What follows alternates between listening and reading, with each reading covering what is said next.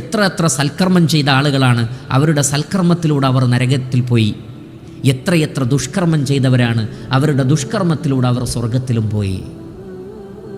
പണ്ഡിതന്മാരങ്ങനെ പറഞ്ഞപ്പോൾ ശിഷ്യന്മാർ ചോദിച്ചു, ഇതെന്ത് വർത്തമാനമാണ് നിങ്ങൾ പറയുന്നത്?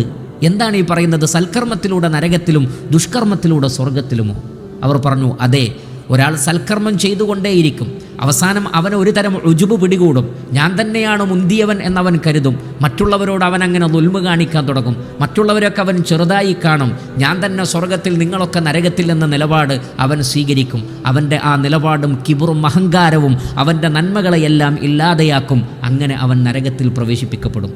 എന്നാൽ തിന്മ ചെയ്ത വ്യക്തിയോ, ആ തിന്മ അയാളുടെ മനസ്സിൽ ഒരു വലിയ പർവ്വതം തൻ്റെ തലയിലേക്ക് വീഴുന്നത് പോലെയുള്ളൊരവസ്ഥയിൽ അവൻ ആ തിന്മയെക്കുറിച്ച് എന്നും ചിന്തിക്കും, ആലോചിക്കും, ഭയപ്പെടും, അവൻ കരയും, അള്ളാഹുവിനോട് തൗബ ചെയ്യും, സാധിക്കുന്നത്ര നന്മകളൊക്കെ ചെയ്യും. കാരണം എനിക്കൊരു അബദ്ധം പറ്റിപ്പോയി, അത് പരിഹരിക്കപ്പെട്ടിട്ടില്ലെങ്കിൽ എൻ്റെ അവസ്ഥ എന്തായിരിക്കുമെന്ന് പേടിയാൽ പിന്നീട് അയാൾ നന്മയിൽ മുന്നേറും. അങ്ങനെ ആ തിന്മ അയാളെ സ്വർഗക്കാരനാക്കി, വേറൊരാളുടെ നന്മ അയാളെ നരകക്കാരനുമാക്കി.